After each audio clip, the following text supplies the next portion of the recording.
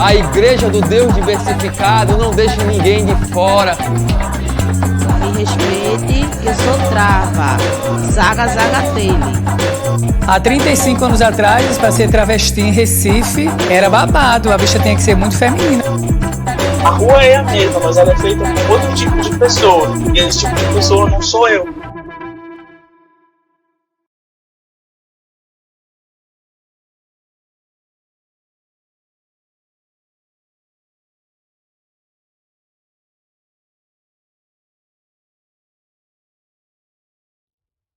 Agora, gente, bem-vindos, boa noite a todos. Passar a palavra para a Carlinha. Oi, gente, boa noite. Só dizer que é uma alegria estar iniciando essa etapa do Recifest, né? Porque a gente já começou, na verdade, desde segunda passada. A gente fez exibições em comunidades, em escolas, fizemos debates. Fomos também num presídio, né? Na colônia penal feminina do Bom Pastor. Então, a gente fez cumprindo essa agenda mais social e chegando aí nas comunidades mais carentes, aqui na região metropolitana do Recife. E agora, partindo para essa etapa nacional, né, que a gente começa a exibição dos filmes amanhã, os filmes de vocês. Agradecer muito a todos que mandaram seus filmes, especialmente a vocês que estão aqui com a gente hoje nesse debate. Queria que Rosinha também desse uma palavrinha, né, nega? Aí depois a gente passa para nossos curadores maravilhosos, que é André Antônio, Ante Ribeiro e Felipe André Silva. Muito, muito feliz com a curadoria que vocês fizeram. Acho que a gente está com uma edição super potente. Já não é a primeira vez que vocês surpreendem, e cada ano a gente vai ficando mais feliz, né, com essa parceria.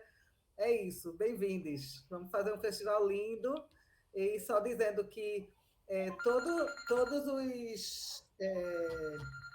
todos os filmes de vocês, na medida que entram aqui no Teatro do Parque, né, eles também são disponibilizados online e permanecem 24 horas. Então, para a gente divulgar aí também, mandem os links. Também vai ter o júri popular e a gente vai divulgar direitinho como vai ser essa votação, para vocês também mobilizarem a galera de vocês aí para essa participação. Beijo, obrigada.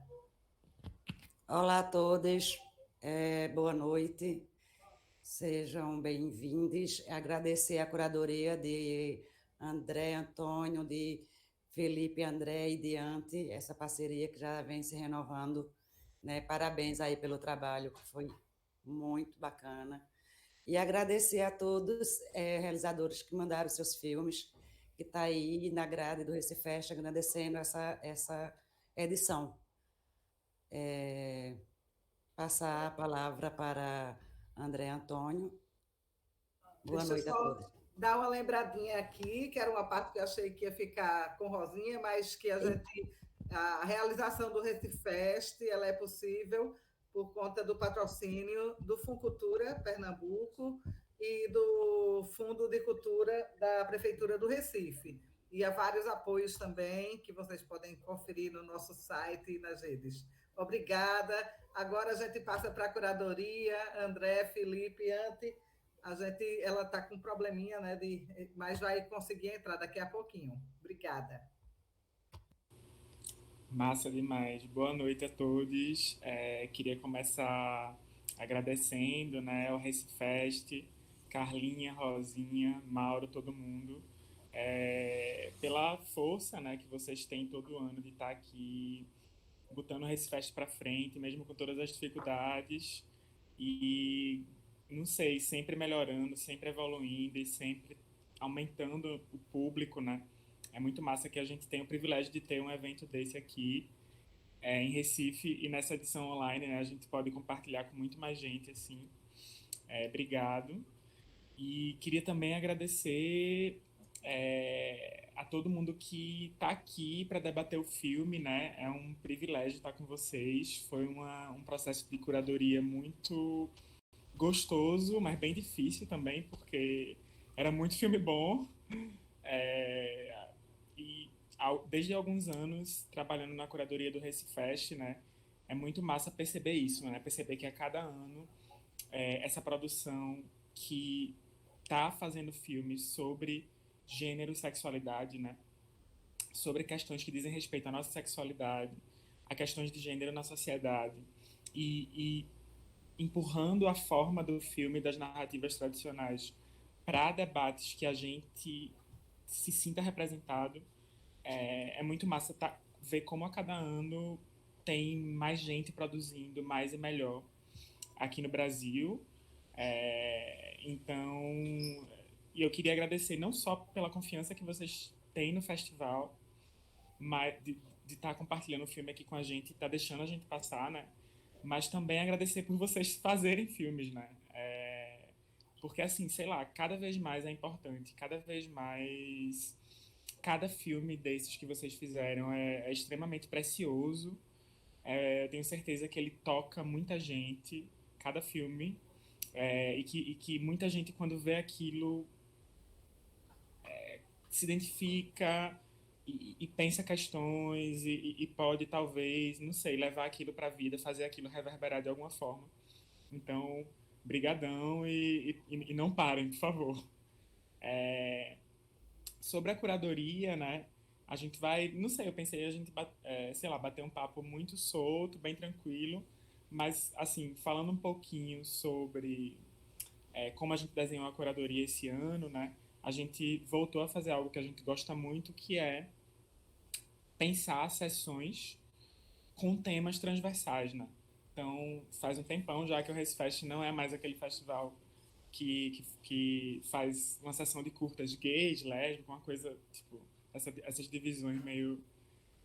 mas a gente prefere muito mais conectar filmes através de uma questão, de um tema formal, enfim. E aí a gente queria talvez começar, né, essa conversa pedindo para cada realizador aqui falar um pouco sobre o seu filme, só que a gente podia seguir a ordem das sessões, né? A gente ia começar com a sessão Quando Eu Era Pequena, porque a realizadora do filme, Raoni, pediu para sair mais cedo, mas ela também não chegou. Então, eu acho que a gente poderia seguir a ordem da programação. O que é que vocês acham? Anti, Felipe? Tranquilo? Então, a primeira sessão, que já passa amanhã no Teatro do Parque, deixa eu ver aqui na programação, é a sessão Areias Escaldantes. É um dos meus títulos preferidos, assim, de sessão. Um título bem bafônico, vem de um filme dos anos 80 brasileiro, uma ficção científica bastante queer. Quem não conhece devia assistir, é bem legal o filme. E porque enquanto a gente assistia, né, os filmes da curadoria, a gente percebeu que tinha muito filme envolvendo praia, areia, quer seja praia ou quer seja areia de outros lugares, né? Como é o caso do filme maravilhoso de Rena, né? Que faz esse diálogo entre cinema e videoclipe. E aí a gente podia começar com essa sessão. Então foi meio que essa imagem da areia, né? Essa imagem dessa areia escaldante, dessa areia que traz essa quentura, mas que também é um lugar de várias questões ali, né? É um lugar bom para encenar questões que têm a ver com nossos corpos, que a gente queria começar. Então, a sessão acontece presencialmente amanhã, às 7 da noite, no Teatro do Parque, e eu queria chamar a galera que tá com o filme nessa sessão. Então, nem todo mundo tá aqui, tá meio difícil ver quem tá, então eu vou falar o nome dos filmes, que vão ser todos, nem todo mundo tá aqui, mas aí a gente pode começar a conversar, né? A gente tem nessa sessão os filmes Aracá, de Abdiel João Nascimento, Viver Distrai, de Aila de Oliveira, Praia dos Crush, de Marieta Rios, Mormácio, de Carol Lima, Lamento de Força Travesti, de Rena Costa, e Bianca, Olhe, Ame e Cuide, Trans São Joias. Então, quem dessa sessão tá por aqui? Rena tá, eu tô vendo, Carol tá... Oi, boa noite. Eu tô aqui, Marieta. Ah, massa. Massa demais. Então, eu acho que seria Marieta, né? Porque a Ilha não tá nem a Biniel. Tu pode apresentar teu filme, Marieta? Falar um pouquinho dele, apresentar pra galera. Deixa eu entrar aqui. Boa noite. Eu sou a Marieta. Eu tô com o ventilador ligado, não sei se tá atrapalhando no áudio, no som. Tá não, tá não. Ah, beleza.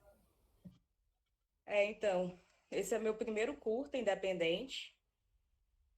Foi um curta que demorou mais ou menos uns 4 anos para ser finalizado, né? Eu comecei a escrever, eu fiz o roteiro em 2018, na época por uma questão de representatividade, né, de mulher lésbica e negra, e que eu sentia falta de assistir filmes que me representassem. Então, eu comecei a escrever, e também foi uma época de muita militância, né? Que foi a época do período eleitoral, que eu estava militando, eu estava nas ruas, estava fotografando, porque eu sou fotógrafa, e, na verdade, esse é o primeiro curta que eu me mergulhei mesmo no cinema. Sou formada em publicidade, e eu vi a oportunidade numa escola daqui, né, que é a Vila das Artes, que você entraria com um roteiro e eles lhe dariam o suporte para realizar, né, captar as imagens. E aí eu conheci um preparador de elenco, que é o Evan Teixeira. O Evan me ajudou a fazer um casting com algumas meninas atrizes, né, para compor esse roteiro do Praia dos Crush. E a outra relação que eu tenho com a praia é porque é a minha praia da infância, que é a Praia de Iracema, aqui em Fortaleza. Eu sou de Fortaleza, não sei se eu falei. E na minha adolescência foi quando eu comecei a gostar de meninas, né, a me identificar como mulher lésbica. Também foi a praia que me acolheu, né, digamos. E lá eu tenho algumas memórias. E agora ela ficou conhecida como Praia dos Crush, que é a Praia dos Encontros, né? É a Praia de Iracema, também chamada Praia do Lido. E sobre o filme, eu estou um pouco nervosa. Vocês querem me perguntar alguma coisa? Sim, acho que vai Só ficar rolar, vão falando. rolar perguntas, vai rolar um debate, mas agora é mais para apresentar mesmo. Foi ótima a apresentação. Obrigada. Não precisa ficar nervosa, não. Vamos passar então para Carol, do Mormaço. E aí, Carol? Oi, gente, boa noite. Estão me escutando certinho? Então, primeiramente, muito feliz de estar aqui nessa roda de diálogos, muito feliz também de ter Mormaço nessa programação tão linda. Assim, falar do filme também me puxa para um local muito parecido com o de Marieta, assim. Essa relação afetiva com as praias. Eu nasci em Alagoas, aí depois me mudei para cá em 2016. E quando eu pensei em retratar um pouco dessas narrativas que atravessam os corpos lésbicos, de pronto, quando eu parei para escrever, só me vinham essas sensações que a praia suscitava. O mormaço, o calor, a tempestade, essa vontade de desaguar tudo que a gente é. Então, assim, foi um processo muito, muito fluido na escrita também, de tentar transportar para o filme, de certa forma, esses sentimentos que nos atravessam, que atravessam as nossas vivências. E foi um processo muito desafiador também fazer o filme. A gente filmou ele no início desse ano, assim, no meio de um período de tanta incerteza, e a gente não pode também deixar de citar todo essa explícita tentativa de desmonte à cultura que a gente vem enfrentando. Então, foi muito desafiador concluir o filme, mas ele foi um filme feito de muitas mãos, assim, tanto da equipe técnica, tanto das pessoas que ajudaram indiretamente, todos também que somaram com seus relatos no período de pesquisa. Assim, tem pedaços de muita, muita gente nesse filme, e o que moveu mais a gente a a trazer e fazer Mormaço acontecer da forma que ele acontece hoje, que está nessa programação incrível, foi esse combustível, essa vontade de usar o cinema para transpor nossas vivências, nossas vozes. E tem até um trechinho do filme que eu não queria deixar de trazer aqui, que é: quero prever aqui novos futuros, que venham em fúria. E é isso que a gente quer, e é isso que a gente quer quando a gente continua fazendo esses filmes, assim. André, também fiquei muito tocada com o título dessa sessão, assim, de verdade.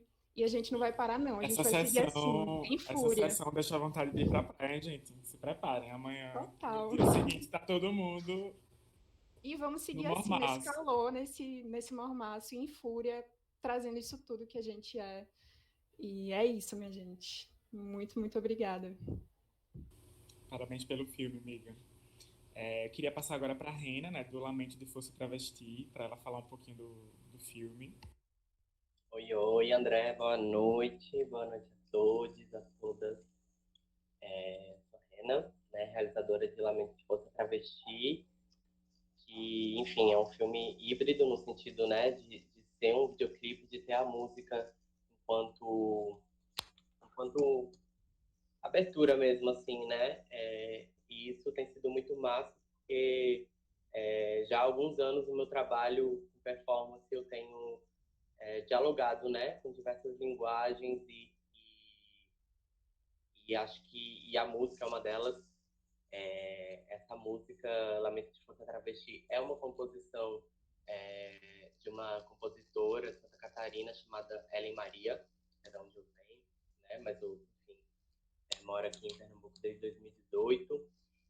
E além de mim, o trabalho também tem como protagonista Gabi Benedita, que é uma multiartista, performer de Arco Verde, né, que é onde eu tenho habitado também, né, Buíque, o Agreste e o Sertão aqui de Pernambuco. E funciona o trabalho muito enquanto um manifesto, assim, né, eu acho que a letra de Ellen traz dados bem reais, bem concretos, assim, que, enfim, que os próprios noticiários, né, e as próprias pesquisas trazem enquanto estatística, e que eu acho que é importante difundir enquanto informação, né, principalmente, enfim, em diversos espaços que o filme, enfim, que o videoclipe tem estado. Mas, além disso, eu acho que tem uma proposta poética, assim, a partir das imagens, muito forte, assim, também, né? Porque, apesar de toda essa violência, de toda essa, enfim, esse caos, né, que é ser uma corpa travesti nesse país, também acho que traz muito a beleza, né? Nem a própria letra de Ellen fala, né? A beleza que a vida impera, no corpo marcado de uma travesti, assim. Então, o trabalho ele foi gravado no Vale do Catimbau, em Buíque, que é onde eu moro atualmente, em janeiro desse ano. Ele teve patrocínio da Lei Aldir Blanc, e eu acho muito importante ressaltar isso, porque é onde o Arô veio pra gente, né? Assim, é um orçamento que eu, enfim, nunca tive contato, então foi muito empolgante conseguir, enfim, ter esse patrocínio, né? Enfim, ter esse incentivo e conseguir agregar outras pessoas nesse trabalho, né? Que é um trabalho coletivo, que é um trabalho colaborativo no sentido de que uma equipe majoritariamente formada, né, por mulheres e corpos LGBTQIA+, do interior, também, enfim, convivendo, né, nesse rolê mesmo do audiovisual, assim, participando de alguns festivais. A gente sabe dessa dificuldade, né, da interiorização do cinema, então Lamento também traz isso enquanto uma frente, né, enquanto uma bandeira, assim, dessa interiorização dos profissionais e das profissionais aqui de Pernambuco. E é isso. Perfeito. Obrigado, Rena. Eu acho que o Marcos do Bianca não está aqui, né? Então, gente, só para vocês entenderem, né? A nossa estratégia aqui é falar um pouquinho de cada sessão, vocês apresentarem os filmes, porque também quem está assistindo agora vai ter um olhar sobre toda a programação, né? As datas, as sessões, e aí depois a gente começa a fazer perguntas que podem tocar vários realizadores de várias sessões. Então, Só para a gente ficar afinado aqui.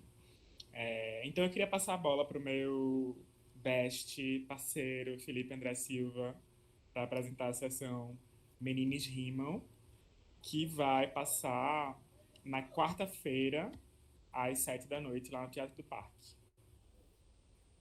Boa noite, galera. Estão me ouvindo bem? Primeiro, enfim, obrigado ao festival por ter me acolhido. Essa é a minha segunda edição, né, participando do Recifest. E foi um clique automático, assim, com Anti e André. E aí, Meninos Rimam. Tem uma coisa curiosa quando a gente pensa num certo histórico de cinema LGBT queer que, por um período de tempo, pensando inclusive a história dos festivais LGBT queer no Brasil, ele foi um cinema GGG, na verdade, né? Eram histórias de homens gays e brancos, sobretudo. E quando houve essa virada de chave, né, para essas histórias poderem abarcar mais pessoas, essas histórias sobre masculinidade, ou enfim, que na verdade não pensavam masculinidade de uma maneira crítica, elas foram sumindo. Então, quando esse movimento de pensar masculinidade volta, ele vem de uma maneira muito mais interessante, né? Ela não é simplesmente uma celebração dessa existência ou das questões dessa existência. Ela é um debate crítico, de fato, sobre o que é ser um homem e a multiplicidade de coisas que tem aí, né? Como é possível ser um homem e o que é que está imbuído nisso. Então, a sessão tem esse desejo, né? Ela se chama Meninos Rimam, porque tem mais de uma possibilidade, inclusive na palavra, para o que é ser um menino, um menine. Então, a sessão é composta de Para Não Dançar em Segredo, de André Vitor Brandão, daqui de Pernambuco, Homens Invisíveis, de Luiz Carlos Alencar, do Rio de Janeiro, A Raiz de Um, de Pedro Henrique Lima, também de Pernambuco, Meninos Rimam, de São Paulo, de Lucas Nunes, e Time de Dois, do Rio Grande do Norte, de André Santos. Então, o André Vitor está aqui. André, está entre nós. Tem alguém aí? Eu não sei, eu acho que não veio ninguém dessa sessão. Alguém dessa sessão que está aqui se pronuncie. E de novo a masculinidade nos deixou na mão, não é mesmo? Putz. Tá vendo? A gente tentou reparar. Não A tem gente jeito. tentou, mas assim, acontece, né? Então, mas gente, isso que Pipo falou é realmente incrível, né? Justamente por isso, a masculinidade é uma coisa que precisa ser discutida, né? Precisa ser pensada, e é uma sessão que me parece que traz um prisma dessa experiência ou de experiências de masculinidade muito diversas. Então, apesar dos realizadores não estarem aqui, a sessão é incrível, não percam. Obrigado, amigo. Sim, gente, só avisando, a Anti estava com um problema na internet, né? Ela também fez a curadoria com a gente e não vai poder participar. É uma pena, porque ela tinha questões muito... que ela trouxe de uma maneira muito potente durante o processo de criação da curadoria. Mas, assim, faremos o possível para representar nossa amiga aqui, né? Então, eu vou passar para a próxima sessão, que é Quando Eu Era Pequene, que é uma sessão que foi muito engraçado. Quando a gente começou a desenhar essa sessão, a gente falou, todo ano tem essa sessão no Recifest, né? Que é aquela sessão com material de arquivo, VHS, das crianças viadas e tal. Mas, assim, a gente ficou pensando, nossa, não pode não ter, né? Porque eu acho que foi a Marieta que falou, né? Nessa praia que ela ia desde que ela tinha 12 anos e que ela começou a se descobrir ali. Então é muito interessante ver como a heteronormatividade pensa a infância de um jeito muito específico, né? Como um lugar de não sexualidade, né? Como um lugar de pureza, como um lugar que deve ser protegido de debates e de um entendimento e de um olhar sobre sexualidade, sobre gênero, né? Então é muito importante, me parece, uma sessão como essa, porque ela mostra que, na verdade, as crianças, elas tem uma vida que, na verdade, tem embates desde muito cedo, tem questões duras desde muito cedo, tem experiências de gênero desde muito cedo. Então, as crianças não são essas vítimas indefesas que precisam ser protegidas de qualquer debate, mas, na verdade, elas são seres com os quais a gente pode aprender, com os quais a gente deve aprender. E que me parece que essa sessão traz, de uma forma muito empoderada, essa subjetividade da criança, né? Então, a sessão passa na quinta, dia 18, às 19 horas, né? Nesse dia vai ser bem interessante, né? Que vão ter 2 sessões lá de curtas lá no Teatro do Parque, que é Quando Eu Era Pequena, e a próxima que é Sangue nos Olhos. E é uma sessão composta pelos curtas Erecauã, de Paula Scioli, Prega Queens, de Danilo Medeiros, Raoni, de Camila Santana, O Amigo do Meu Tio, de Renato Turnes, e Estilhaços, de Gabriela Nogueira. E aí eu queria convidar a galera dessa sessão para falar. Eu tô vendo que o Renato tá aqui, tem mais alguém? Acho que só ele, né? Renato, tudo bom? Oi, tudo bom? Obrigado pelo convite, né, para discutir aqui com vocês, para debater. Também estou muito orgulhoso pelo filme ter entrado no Recifest. É um prazer para mim, para o Vicente também. Esse filme, na verdade, é uma parceria, né, entre eu e o Vicente Concílio, que é o personagem principal do documentário, né? O filme é um documentário. Na verdade, ele surgiu de um texto que o Vicente tinha escrito durante um curso que ele fez em São Paulo sobre a epidemia da AIDS e a cultura, assim, né, o diálogo entre a epidemia da AIDS e a produção cultural, com o Ronaldo Serruia, em São Paulo. E daí ele escreveu um texto, é um texto pequeno, assim, sobre a primeira memória dele, que se relacionava com o vírus, né, do HIV. E era o Chulé, que é esse personagem do filme, que era um amigo do tio dele, pelo qual ele foi, né, foi a primeira paixão de infância do Vicente. E daí ele me mostrou esse filme, esse texto, tal, eu achei lindo e a gente conversou sobre. Depois de algum tempo, o Vicente apareceu com um monte de fitas VHS que ele tinha achado na casa dos pais dele em São Paulo, que o pai dele tinha comprado, né, em 1987, uma filmadora. Naquele tempo era uma coisa meio rara, né, pouca gente tinha, e começou a filmar a família dele e os filhos pequenos, no caso o Vicente, né. Então, de 1987 a 1993 é o período que essas filmagens abarcam, assim, né. E daí ele me pediu para ajudar ele a digitalizar essas fitas e tal, como, né, eu faço documentário e tal, tenho as manhas de onde levar, de como fazer, limpar e etc. O material estava meio decaído, assim, mofado e tudo mais. Aí eu digitalizei as fitas e quando a gente foi olhar, tinha tudo ali, tinha o chulé, tinha a história que ele contava no texto, que era o jantar com os amigos do tio e o passeio de moto, que o chulé levou ele para fazer, e muitas coisas mais, né? Porque acaba que o pai dele filmava ele e narrava também as filmagens, então tem essa voz do homem, né, que decide que imagem que deve ser documentada e que reflete sobre o menino as suas expectativas relacionadas a essa ideia de masculinidade que ele tinha e as respostas que o Vicente dava para isso também, né? Então acaba que eu comecei a mexer no material e falei, vamos fazer alguma coisa, tal. E a gente expandiu esse texto inicial, que se relacionava mais à memória do vírus, né, nesse imaginário do Vicente, para as questões da masculinidade, da criança viada e tal. Então o filme acaba expandindo um pouco essa ideia inicial, mexemos no texto e tal.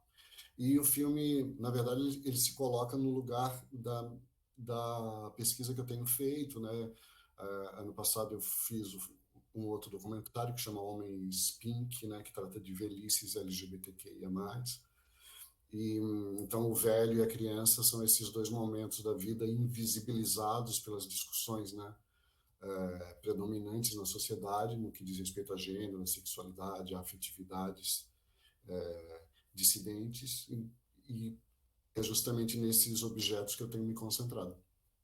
Então, o amigo do meu tio é um pouco isso. E ele foi realizado totalmente assim, bem no auge da pandemia, assim, né? A gente estava totalmente isolado, assim. Então eu realizei em casa, no meu notebook, e depois a minha amiga Edra fez a trilha sonora original, a gente gravou os offs do Vicente, porque o Vicente narra o filme, né? É bem, digamos, performativo, assim, né? É quase uma autoficção sobre essa memória do Vicente. E a ideia é essa, né? Que a gente pegue, que a gente, digamos, transgrida esse olhar do pai, né? Que é esse olhar patriarcal que resolve o que deve ser documentado e a forma como deve ser feito a partir, né, dessa tomada de posse da memória pelo próprio protagonista dessa história, né? Que no caso é o Vicente. O filme é um pouco isso. Massa, Renato, obrigado. Acho que dessa sessão é o único realizador, né? E eu percebi aqui, gente, que o Luiz Carlos de Alencar, né, que é o realizador do Homens Invisíveis, que está na sessão anterior, que a gente acabou de comentar, ele entrou agora. Então, vou voltar rapidinho. Luiz, estás aí? Tudo bem? Boa noite.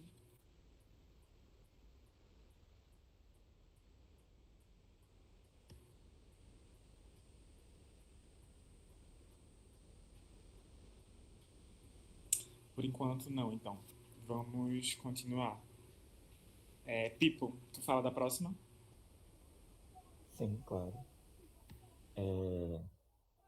Eita, Gabriela Nogueira. Desculpa, amigo. Gabriela Nogueira, do Curta Estilhaços. Desculpa, não tinha... A lista tá enorme aqui de gente, não tô conseguindo ver todo mundo. Gabriela, fala um pouco sobre o teu curta.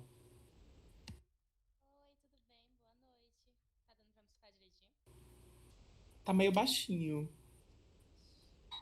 Será que tu consegue se aproximar um pouco mais do microfone? Melhorou? Melhorou um pouco. Pronto.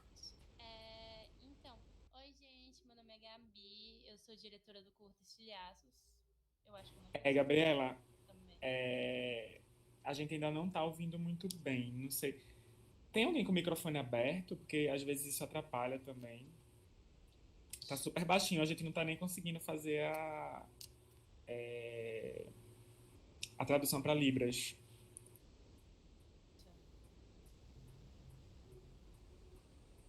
Pior que eu tinha acabado de conectar o microfone Eita, agora melhorou. Daisy, melhorou? Ah. Pronto, perfeito. Desculpa, vamos continuar. Vai. Meu notebook tá bugado. Deu certo ligar a câmera, o microfone, tudo direitinho? Não tô conseguindo ver. Você não tá aparecendo, mas a voz tá massa. Poxa. A câmera é como se tivesse desligado a câmera. Vale, aqui tava ligado. Tudo bugado. Ah. Perdão, gente, eu sou péssima com computador, é isso. Então, meu nome é Gabi, eu sou diretora do Curta Estilhaços. Estou muito feliz de estar aqui hoje. Muito obrigada. E o Estilhaços, ele conta a história de uma artista plástica que ela tem por volta de uns 20 anos e ela carrega vários traumas da infância dela. No filme não fica muito claro quais são, mas tem relação com questão da sexualidade, problemas de família, toda essa questão dela nunca ter se aceitado e ela nunca superar isso da infância dela e continuar trazendo isso na vida adulta. E no filme isso é trago como uma forma de pesadelo para ela dentro da história, e ela tem pesadelos constantes com a figura de um coelho macabro que atormenta ela sobre essas questões da infância dela e continua voltando, e ela continua fugindo por não ter essa aceitação dela 100% completa. E é mais ou menos sobre isso. É sobre ela ter essa luta com a realidade dela, sobre ela não aceitar quem ela é e ter esses pesadelos que começam a entrar na vida dela, começa a misturar a realidade com o sonho. Fica uma coisa meio insana. E a história é sobre isso. No final do curta-metragem, ela precisa se aceitar. Para conseguir sair desses pesadelos, ela precisa voltar na infância dela, ver tudo aquilo que ainda machuca e que não foi superado, porque de uma forma ou de outra é isso, os nossos traumas eles continuam acompanhando a gente, por mais que eles sejam superados, ainda vão ter sempre estilhaços deles juntos da gente, e acho que é basicamente isso. Foi realizado também no começo da pandemia, foi meu trabalho de TCC na faculdade, e acho que é isso. Massa, Gabi, obrigado. Muita gente, sei lá, esse mês de outubro, né? Muita gente estava fazendo maratona de filme de terror e tal. Mas eu acho que eu não vi nenhum tão assustador quanto Estilhaços, assim, sem querer. É babado, assim, no melhor dos sentidos. É um terrorzão muito, muito maravilhoso. Não percam. Então agora eu vou passar pro Pipo para a próxima sessão. Então, gente, a sessão Sangue nos Olhos, eu não sei se a gente pode dizer que é uma sessão que sempre tem em festivais, enfim, de cinema LGBTQI por aí, mas a gente queria muito falar sobre uma coisa que, para mim, pelo menos, é inerente a essa produção, que é raiva, né? É uma existência que o tempo todo está sendo ameaçada, então, às vezes, a gente está exausto, mas não tem opção a não ser lutar para permanecer vivo. Então, esses filmes foram muito claramente se unindo enquanto a gente via. E ela é composta por Morde e Assopra, de Stanley Albano, de Minas Gerais, O que Pode um Corpo, de Vitor Di Marco e Márcio Piccoli, do Rio Grande do Sul, Seremos Ouvidas, de Larissa Nepomuceno, do Paraná, Vander, de Bárbara Carmo, da Bahia, e Cacicuz, de Bruno Cabral e Gabriela Dulhos, do Rio Grande do Sul.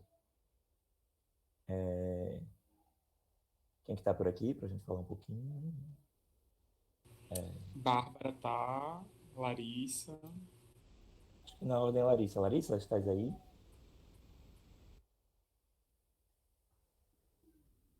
Gabriela também.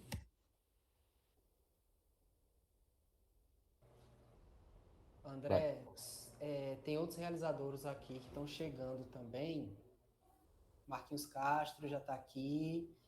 Foram chegando outros realizadores que aí eu não sei qual vai ser a sessão, mas aí elas se coloquem aí, tá bom, gente? Pronto, perfeito. Quando a gente então terminar as sessões, aí quem não falou, apresenta o seu filme. Obrigado, Manu. Nada. Larissa, estás entre nós? Então... Teu microfone tá desligado, Larissa? Eu não tô ouvindo. Não.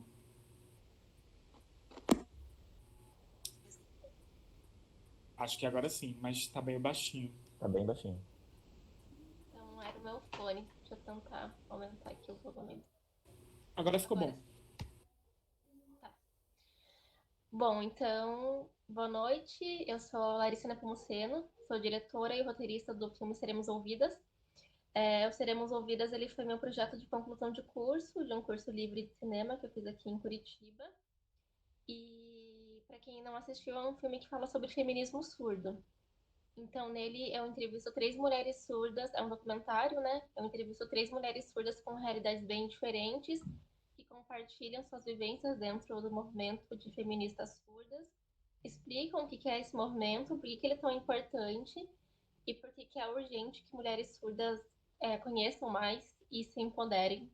Afinal de contas, mulheres surdas, por conta da falta de acessibilidade, sofrem mais opressão do que mulheres ouvintes, por exemplo. Então, de maneira resumida, esse é o meu filme. Obrigado, Larissa. Bárbara Carmo.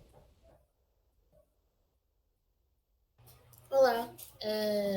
Meu filme Vander, ele foi feito para uma disciplina na faculdade de 2019 e é sobre a minha relação conturbada com a memória do meu pai. Eu digo memória porque eu não tive a presença dele a minha vida inteira. E sou eu tentando me lembrar e tipo, me conectar com ele a partir disso. E também tem muita raiva, porque é uma questão de um pai ausente. Então, é isso. Esse é meu filme. Obrigado, Bárbara. E Gabriela e Bruno, eu vi vocês aqui. Olá, Oi, gente. Boa noite a todos. a gente é daqui do Rio Grande do Sul. O nosso filme, o Cascos, foi feito por uma disciplina também, uma disciplina de curta-metragem que a gente tem aqui na faculdade de audiovisual. E foi feito também no final de 2019. Pegamos esse período antes da pandemia ainda, então foi um pouquinho mais fácil de gravar. E ele vem de uma história que o Bruno pensou a partir de uma música, né? Que a gente gosta bastante, do Trombone de Frutas. E a partir disso a gente foi desenvolvendo essa história juntos, assim, com todo mundo, assim, do grupo, da faculdade e tal. E a gente chegou ao que ela é hoje, assim, que é uma mistura um pouco de cada um, assim, das vivências de cada um, da questão da sexualidade, da questão da família conservadora, enfim, várias coisas que a gente foi juntando ali para meio que ser, assim, uma fuga do que a gente estava vivendo, assim. A gente queria muito que tivesse um sonho, assim, que ela saísse e vivesse num mundo perfeito em que só existe na cabeça dela, assim, por causa do estresse, enfim, de várias coisas. A sinopse basicamente é a Laura, nossa personagem, ela vive numa lavanderia com o pai, né? Ela trabalha nessa lavanderia que é administrada pelo pai e que está à beira da falência e basicamente ela conhece, né, ela já troca essas mensagens. Basicamente o curto ele se passa num período, o que anos 2000, mais ou menos, onde não se existe o celular para se, né, trocar mensagens. Então essas personagens, né, a Laura, que é a principal, ela troca mensagens com essa outra, a coadjuvante, que é a Camila, através dos bolsos das roupas, né, que a Camila deixa lá.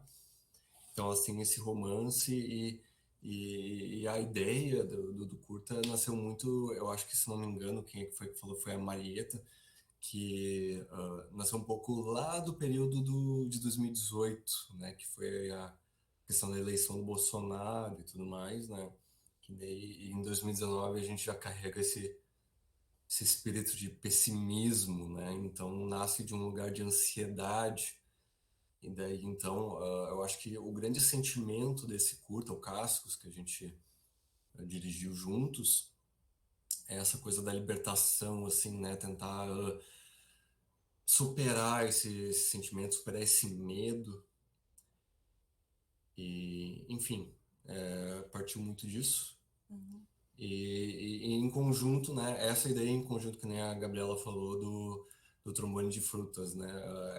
O roteiro ele nasceu muito das músicas do Trombone de Frutas, que é uma banda lá de Curitiba, que eu sempre imaginei muito na minha cabeça como se fosse eu escutando as músicas como se fosse uma sequência de clipes ou algo do gênero. Então, quando a gente teve a oportunidade de fazer essa disciplina na faculdade aqui da Universidade de Santa Cruz do Sul, então eu, né, eu não sei como é que é o processo de vocês, né, quanto ao processo criativo da criação dos roteiros, mas o meu processo ele é muito sobre, eu acho, musical. Eu acho que a minha criatividade ela anda muito junto com a música. Então, enfim, nasceu muito desse espaço. Massa, galera. Obrigado. Obrigado, gente. Gente, queria reforçar um pouco que essa sessão é uma grande porrada. Uma sessão interessante que acho que dos títulos e lógicas que a gente escolheu é a que mais traduz, enfim, a sensação de enfim, raiva e desespero e questões correlacionadas. André? E não, total, amigo. E foi muito desafiador, eu acho, né, pra gente desenhar essa sessão, assim, porque uma preocupação que a gente teve muito no processo foi de tentar evitar filmes que, de alguma forma, usavam a nossa dor de uma maneira fetichizada, assim, né? Porque o LGBT que sofre, o LGBT que é uma vítima. E isso é muito comum, né? Já virou quase uma fórmula para plateias hétero, né? Tipo, eles adoram ver essa narrativa, assim. Então, me parece que esse conjunto de filmes, né, que a gente chegou aqui, e que tem diálogos muito legais, né? Me parece que a filha e o pai do filme da Bárbara dialogam muito com a filha e o pai do filme da Gabriela, de alguma forma. Me parece que essa raiva e essa porrada, ela é muito potente, né? Ela não é uma coisa desmobilizadora, né? Ela é algo que faz a gente ficar com sangue nos olhos, que é o nome da sessão. E aí, gente, a gente passa para nossa última sessão de curtas, que vai passar na sexta-feira, dia 19, né? Que se chama Deep Web. E aí, só choruminhos, assim, da Deep Web, assim, que a gente reuniu com toda a alegria para vocês, que eu sei que vocês amam. E é uma sessão que a gente... Eu acho que ela é nova, talvez, no Recifest, assim, essa coisa, né? Porque talvez por causa da pandemia e dessa necessidade que surgiu da gente fazer algumas coisas nesse contexto super limitado, né? Esses filmes me parecem que acham estratégias de diálogo entre a linguagem cinematográfica e essas outras formas da internet, né? Rede social, dispositivos. Então, assim, são filmes que estão extremamente contaminados com imagens da internet, formas da internet, um jeito de pensar e de construir imagem que vem desse mundo digital, né? Então, teve muito filme escrito assim, e esse foi uma espécie de... Esse conjunto aqui foi uma espécie de amostra que a gente conseguiu fazer dialogar desses filmes, né? E aí a sessão é composta por Sad Faggots e Angry Dykes Club, de Vicky Vice Vice, Cômpito, de Paulette Linda Selva, Acesso, de Júlia Leite, Boycan, de Rodrigo Sena, Arlindo Bezerra e Hernani Silveira, Cool for the Summer, de Vitória Liz, e O Durião Proibido, de Chay Ferraz. Né? Acho que a gente tem bastante gente aqui dessa sessão. A gente podia começar com Vicky, do Sad Faggots. Oi, vocês estão me ouvindo bem? Oi. Enfim, boa noite, gente. Começar repetindo um pouco o que a galera falou também. Satisfação imensa estar tendo o meu curta exibido nesse festival. E, enfim, é o meu primeiro curta e eu tenho um carinho muito grande pelo Recifest e sou frequentador há muitas edições e, assim, não estou psicologicamente preparada para ver ele numa tela de cinema. Mas agradecer a curadoria também, vocês são maravilhosos. E esse filme eu achei muito engraçado e assim, tipo, bem acertado, né? O que tu falou agora, André. Esse curta, eu fiz ele ano passado, no auge da pandemia, assim. E ele é eu nem sei se ele é tipo um doc, é um filme experimental, assim, que surgiu muito de uma necessidade de eu tentar explicar a minha não binariedade para mim mesma, digamos assim, né? Porque um período muito longo de isolamento, e aí eu comecei a perceber mudanças no meu corpo por não estar mais em contato com pessoas da rua, com olhares cisgêneros, olhares heterossexuais. Eu tava, tipo assim, olhando para mim mesmo de uma forma diferente. E aí, óbvio, o vício do celular, o vício do Instagram, de ficar com a câmera de selfie eternamente ligada o tempo todo. Esse filme, ele foi feito, inclusive, com filtros do Instagram, num celular que eu nem tenho mais, que é só a câmera frontal estava ligada, só a câmera frontal funcionava, então, assim, ele foi feito bem na precariedade espontânea, digamos assim, né, com os filtros do Instagram. E foi muito esse processo mesmo, de, tipo, assim, tentar me entender e acabou virando uma coisa que eu meio que consigo, entre aspas, me explicar, que é muito engraçado, porque eu já olho pra ele, depois de faz nem um ano direito, eu já olho pra ele e já fico morrendo de vergonha, assim, meu Deus, que filme é esse?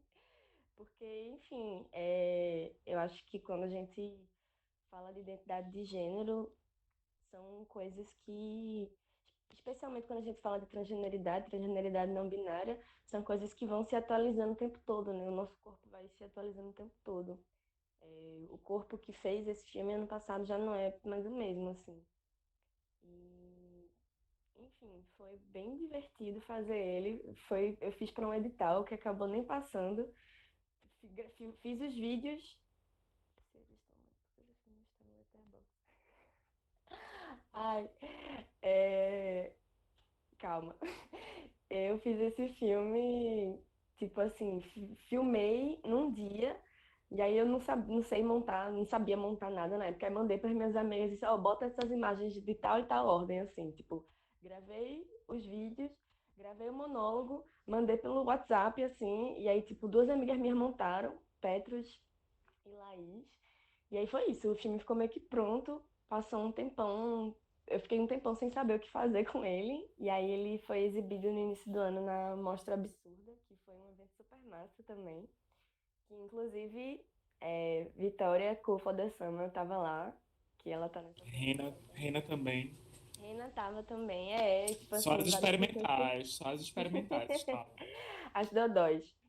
E é isso, assim, vai ser uma sessão, eu acho que vai ser bem interessante, porque, tipo, ele é um filme que ele é a imagem vertical, né, com a imagem de celular, aí vê ele numa tela de cinema, assim, eu tô animado pra ver como é que vai ser isso. Obrigada, gente. Obrigado, Vicky. Júlia. Boa noite, vocês estão me ouvindo bem? Boa noite a todos, estou muito feliz de estar aqui e de poder saber um pouquinho do filme de cada um, de cada uma, de cada uma.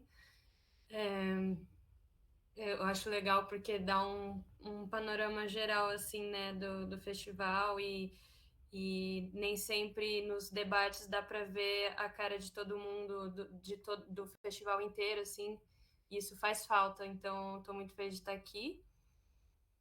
O meu filme se chama Acesso, ele é um documentário que eu também fiz durante a pandemia ano passado.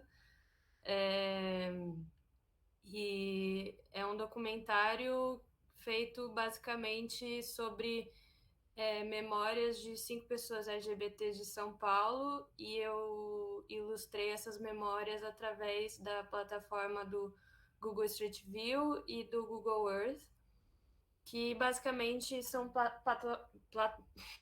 que são plataformas que captam, que fizeram uma captação de toda a cidade e que as pessoas podem acessar a qualquer momento as ruas, enfim.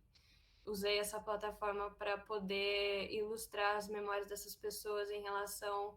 Cada uma tem uma relação com algum espaço dentro desse lugar. Sendo uma pessoa LGBT, então tem toda uma... Enfim, tem toda uma relação, cada um com o seu espaço, assim, que quis relatar. Então tem muito uma relação com instituições, tipo... uma mulher lésbica que fala como foi a relação dela, né, numa igreja perto da casa onde ela morava, e aí a gente vai visitando esse lugar através do Google Street View, enfim, coisas assim. E tem tudo a ver com essa coisa da gente estar num momento pandêmico e tendo que recriar essa forma de fazer cinema e eu acho que também de um momento muito solitário meu de querer estar com as pessoas e ouvindo as pessoas e fazendo essa troca, assim, não podendo. Então, o filme basicamente é uma gravação no Zoom com cada uma dessas 5 pessoas que eu conversei e que elas vão contando, e aí enfim, acabo editando com essas imagens do Google Street View, mas basicamente é um diálogo, assim, eu acho, e feito num momento que estava difícil poder me conectar com as pessoas e tal, então eu acho que ele serviu um pouco nesse sentido de poder estar em lugares que eu não estava mais e também poder ver São Paulo de uma outra forma, assim, com outros olhos, e poder ressignificar isso. Então, basicamente, ele é isso, assim, eu acho que ele super se encaixa na sessão Deep Web, porque foi um mergulho, assim, nessas memórias e nesse site, assim, nessa coisa digital, assim, né? Nesses espaços digitais, enfim. Então, é isso. Estou muito feliz de estar aqui. Massa, valeu, Júlia. Gente, tem alguém aqui do filme Boykan? Eu não tô conseguindo ver todos aqui. Acho que não. Então a gente passa para Vitória Liz, do Cool for the Summer. Boa noite, gente. Tô muito, muito, muito, muito feliz de estar no Recifest, sendo validada como realizadora queer. Aquela. Carimbinho, tem que fazer a fila para ganhar o carimbinho. O Cool for the Summer foi mais um filme de quarentena, sinto em dizer, em que todo mundo ficou meio que terminalmente online, né? E foi um processo muito difícil para mim, que eu tava não só isolada socialmente, como todo mundo estava tentando, mas eu também estava isolada socialmente dentro da minha própria casa, porque eu tive um problema de saúde e que agravou o meu isolamento mental, assim. Então, eu lembro que o meu filme é que nem o final de um filme do Senhor dos Anéis, tem uns 3 finais, assim, mas ele teve uns 5 começos, assim. Um deles foi numa própria cadeira ministrada por André Antônio, assim, quando eu comecei a pensar um primeiro roteiro que começou a ser esse, mas acho que uma virada ali muito grande foi quando um amigo me pediu umas imagens e um áudio falando sobre o meu momento da quarentena. E ele falou que muita gente estava falando, sei lá, trazendo grandes reflexões sobre como a vida ia ser nesse pós-quarentena, no novo normal. E ele falou que eu fui uma das únicas pessoas que falou: tá tudo uma merda. Eu não sei se eu vou ter mais amigos depois disso. Enfim, que eu não trazia uma perspectiva para além do que estava acontecendo literalmente ali dentro do meu quarto. E eu sou uma grande acumuladora de imagens, então eu passava muito tempo sozinha no meu quarto, tendo 2 outlets, assim, a minha própria janela física, e aí eu via carros, às vezes, passando na rua, depois começou a ter uma construção de um teto, assim, na casa que tinha na frente, foi uma grande diversão. O pôr do sol, o nascer do sol, e também o meu celular virou uma janela, assim. E aí você tinha Instagram, mas eu também tinha todas um catálogo, um arquivo enorme de imagens que eu fiz desde que eu me mudei para Recife, assim. E aí eu fui descobrir isso, né? Porque no celular você tira tanta foto, você nem sabe o que você tem, assim. Então eu comecei a descobrir todas essas coisas e aí, vá lá, virou meu filme. Perfeito, obrigado, Liz. Queria passar agora a palavra para a Chay, do Durião Proibido, o filme que encerra a sessão. Oi, gente, boa noite. Vocês estão me ouvindo bem?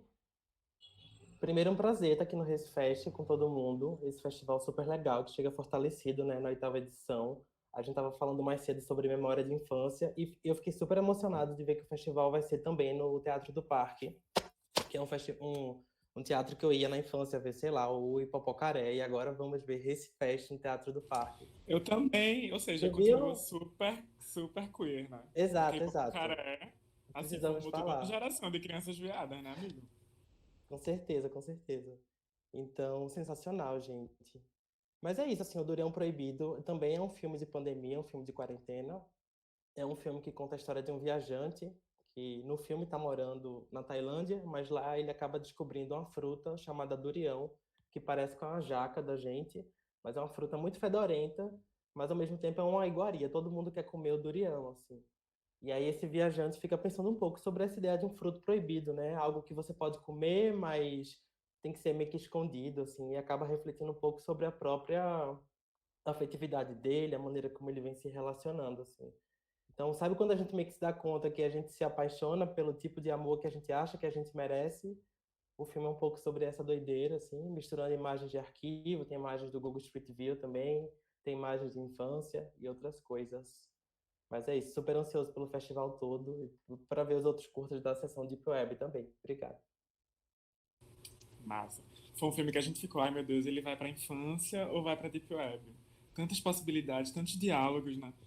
Mas, assim, vários filmes a gente ficou nessa, né? Nesse vai e vem entre as sessões que eles se encaixam, né? Mas massa, valeu, Chay. E pra gente terminar essa rodada de apresentação, gente, Manu avisou aqui que chegaram outros realizadores E aí eu queria chamar quem quer que tenha chegado, eu não tô vendo todo mundo aqui, para apresentar o seu filme. Quem foi? E aí? Oi, gente, boa noite. Vocês estão me escutando? Boa noite, estamos sim. Tudo bem? Em primeiro lugar, desculpa, eu estou filmando no sertão, aí eu tive que me deslocar, estava sem internet no lugar que eu estava, acabei me atrasando aqui para entrar aqui. Mas eu sou Marquinhos Castro, eu sou realizador, roteirista e diretor do curta Bianca, Olha Me Cuide, Trans São Joias. Super feliz também de estar aqui. O Recife Fest é um festival que eu tenho muito carinho e sempre acompanho, e que também foi um festival que ajudou muito Bianca no processo de, ainda em vida, né, no processo de construção da casa dela. E para falar um pouco do filme, eu precisava falar um pouco de Bianca, né? Porque essa história é dela e o filme é ela, e tudo começou com ela, né? Bianca, acho que alguns de vocês a conheceram. Bianca era uma mulher trans que vivia em situação de rua e morava no Parque 13 de Maio e guardava carros ali na Mamed Simões. E eu tinha uma relação de amizade com Bianca ali da noite, de conversar, de encontrar. E um certo dia, Bianca me confessa que ela queria sair das ruas, porque estava muito difícil, ela já vivia nas ruas há muito tempo, e pediu um dinheiro para construir um tapume nos fundos da casa da mãe dela. Isso há 4 anos atrás. Então, eu fiquei com aquilo na minha cabeça e falei com Bianca, Bianca, vamos conhecer, queria conhecer esse lugar, queria saber se existe de verdade, e conversar lá, e ver a possibilidade. Oi, estou aqui ainda, eu acho que eu caí. O áudio está muito baixo, minha gente. Se puder falar um pouquinho mais alto, está bem difícil para a gente fazer a interpretação de Libras. Eita, desculpa, Daisy, eu tava julgando bom, foi mal. Marquinhos, tu consegue falar um pouquinho mais alto? Estamos sim. Fala só um pouquinho mais alto. Consigo sim. É porque não é só isso. Tá, vocês estão me escutando bem? Sim. É que a internet aqui é muito ruim mesmo, onde eu tô. Mas vocês estão me escutando bem agora? Sim. Bom, vou continuar. Tá, maravilha. E aí eu fui visitar onde Bianca estava, conheci a casa, e aí a gente viu que existia. E aí eu conversei com ela e disse, olha... Eita. De verdade, ao invés de um tapume. E ela disse, lógico, que eu quero. Como seria isso? Eu disse, eu posso tentar, não sei se vai dar certo. E aí criamos a campanha Save Bianca. Vocês estão escutando? Estamos sim.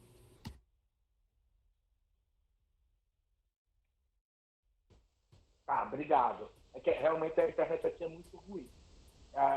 Eu abri até a janela para ver se ela entra com o vento. E aí criamos a campanha Save Bianca. E durante o processo de 9 meses, fizemos uma campanha de arrecadação de dinheiro, conseguimos construir uma casa para Bianca, e dentro disso fizemos festas, apresentações de shows com Bianca em festas, com DJs conhecidos da cidade.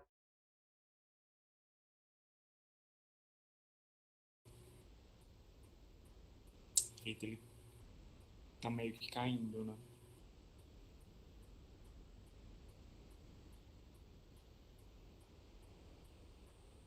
Marquinhos,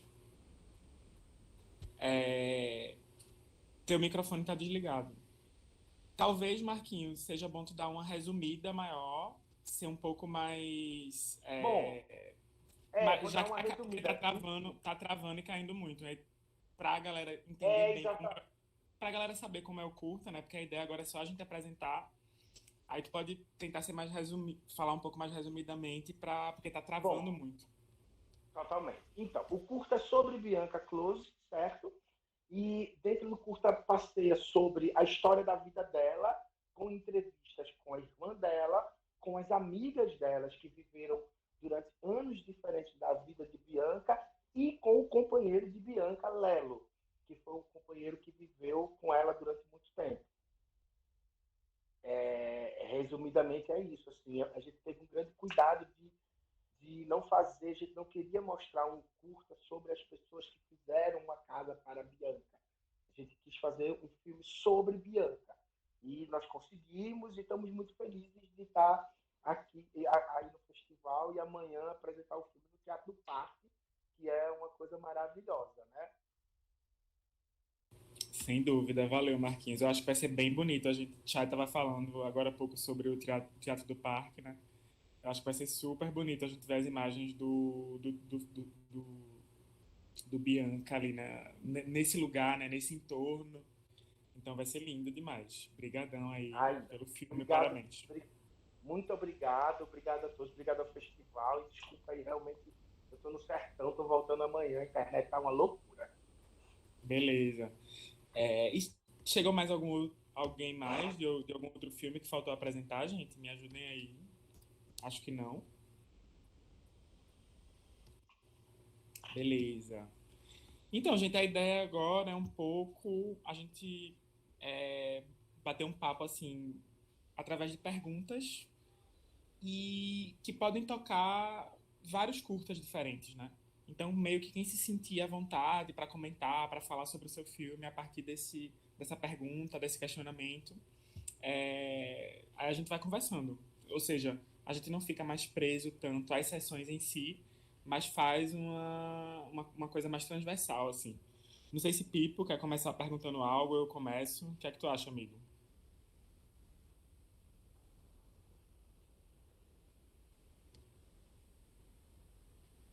Eita, ele falou pelo zap, começa aí. Então, tenho 1000 perguntas, assim, né? Uma primeira coisa, né, que eu fiquei pensando, né, que uma coisa que está muito forte esse ano na programação, né, são filmes em primeira pessoa, né? Então, é quase como se tem filmes que tendem mais para a terceira pessoa, né? Ou seja, você está olhando para outras pessoas, para o outro, né? Por exemplo, o documentário de Júlia, o documentário de Marquinhos, o documentário de Carol, né? São filmes que, de alguma forma, estão trazendo outros corpos, outros sujeitos ali para relatar e trazer uma temática, né? Mas tem filmes que utilizaram das imagens, do cinema, da linguagem audiovisual, para falar desse lugar um pouco mais pessoal, da primeira pessoa, né? E aí, quem se sentir à vontade para comentar um pouco sobre isso, né? Se você acha que seu filme tem a ver, né? Eu acho que, por exemplo, o filme do Chai, né? O filme do Renato, né? Um amigo do meu tio, o filme da Vitória Liz, né? Que assim, eu fico pensando, né? É um filme super corajoso por compartilhar com a gente uma situação mental, uma situação que talvez várias pessoas também passaram. E como o compartilhamento dessa coisa super pessoal passa também pelo nosso uso do celular, né? Por essas imagens do celular, por essas imagens que a gente tem gravado. O próprio filme de Vicky também, né? O Side Faggots. Então, assim, seria a minha primeira coisa, assim. Tá bom, Renato. Tchau. Obrigado. Pronto, Vicky. Vicky pode começar. Queria ouvir um pouco vocês. Por que pegar a linguagem do cinema, pegar a imagem em movimento para a gente falar desse lugar, a partir desse lugar da primeira pessoa, sabe? Como foi um pouco esse processo de dar um passinho para fora desse olhar? O filme da Bárbara também, né? Com certeza, né? Totalmente chega nesse lugar do pessoal, se ela quiser falar, seria incrível também. É que fica mudando, gente. As pessoas aqui no meu mosaico. Sempre aparece uma pessoa nova, eu fico com você. Mas, enfim, Vicky, Chai, né, Vitória, se quiser, Bárbara, enfim. Falar um pouco sobre isso, né? Porque eu acho que muda muito na nossa relação com o filme que a gente está fazendo, quando a gente sai um pouco desse olhar pro outro e a gente tá falando meio que da gente também, ou de uma posição pessoal dessa forma. Enfim. Aí Vicky podia começar, depois Tchai, depois Vitória, se Bárbara quiser, depois de Vitória também, e a gente segue. Vicky. Vocês estão escutando bem? Tipo assim, essa coisa, né, de quem é que você tá falando, e quando você tá falando de si mesmo. Tipo, como eu falei no resumo sobre meu curta antes, ele foi uma... acho que eu não chegaria a dizer terapêutico, mas ele foi uma coisa, tipo, um processo. Daisy, tu tá me ouvindo? Tá melhor? Tá baixinho Agora pra tá ela. melhor? Tá melhor agora. Vou ficar segurando aqui. Que, tipo assim, eu não diria que foi um processo terapêutico, mas, tipo assim, foi definitivamente um expurgo de alguma coisa, assim, sabe? De, tipo, uma ansiedade imensa que eu tava justamente passando naquele momento. E aí, muito parecido com Vitória também, o isolamento fazia com que eu ficasse muito voltada pro celular o tempo todo. E, tipo, era aquela janela. E aí, a piada de só a câmera frontal tá funcionando. Então, assim, eu também tenho uma obsessão por acúmulo de imagens. E aí eu tava acumulando muita imagem de mim mesmo, assim, tipo, muita selfie, testando todos os filtros do Instagram. Porque, né, amigo, também tem essa coisa da gente estar usando a câmera para se investigar também, né? Sim, Porque sim. é isso, às vezes a câmera, de alguma forma, traz esse lugar do narcisismo ou do egocentrismo, né, nesse mundo das redes sociais, mas ela também pode ser uma ferramenta para a gente experimentar com a nossa própria identidade, né? Uma coisa que eu percebo nesse conjunto de filmes em primeira pessoa. E eu acho particularmente, não sei se é uma palavra muito forte, mas eu acho particularmente estúpido você acusar corpos feitos nossos de narcisismo, sabe? Porque as nossas narrativas, elas não estavam, e ainda não estão, eu acho, na evidência que, como é que se diz? Poderia refletir a quantidade que nós somos na vida, assim, né? Na sociedade, no país, ou, enfim, qualquer coletivo que você queira pensar. Então, esse filme, tipo, eu já ouvi, foi assim, uma coisa muito do que eu tava sentindo, de como eu via o meu corpo, como eu via o meu gênero, e ainda assim, eu recebi muito feedback positivo de pessoas não binárias dizendo que se identificaram com o filme, sabe? Então, tipo assim, é um narcisismo, mas que você só acha que é narcisismo porque você acha que é só você. Porque a gente não tá. Existe essa. Enfim, essas violências diversas que fazem com que a gente se retraia e É muito fique mais dentro da amplo, nossa né? cabeça só. Pois é muito mais amplo do que a gente acha que é. Então é muito Minha importante que essas perspectiva é ver imagens. isso. É muito importante que essas imagens estejam aí, né? Exatamente. A gente, enfim, botar o nosso corpo mesmo e, tipo assim, você é obcecado com o seu próprio corpo. Claro, eu só vejo ele como eu, sabe? Tipo assim, eu não vejo mais ninguém que tenha essa vivência, que tenha essa textura. Então, assim, tipo, eu quero ver pessoas parecidas comigo. E já que eu não tô vendo ninguém parecido comigo, eu vou me usar como essa tela, né? Como esse material de trabalho, digamos assim, né? Eu penso muito dessa perspectiva. Total. Tem que ir lá e fazer, né? Tchai agora. Poxa, eu já me sinto tão contemplado, assim, pela fala de Vicky, assim, acho que já tocou em tantos pontos, assim, justamente, né? Essa história de fazer um filme sobre si passa muito por esse lugar, tá blogueirinha, como um lugar pejorativo, né? De muito narcísico, de encantamento pela imagem, pela selfie, mas eu acho que quando a gente tá contando a nossa história, e não que a gente possa essencializar, né? Essa história conta a história de todo mundo, mas, enfim, de alguma maneira a gente entende que isso é coletivo, né? Então, acho que é o exercício de olhar para si e perguntar o que é que tem de coletivo na minha história, assim. Então, acho que é muito político mesmo isso. E que legal que tem vários filmes no festival que estão com esse recorte, assim, de alguma maneira. Massa. Liz. Oi. Peraí. Voltou. Pronto. Nossa, tantas coisas profundas. Eu não sei. Deixa eu ver. Sim, primeira pessoa.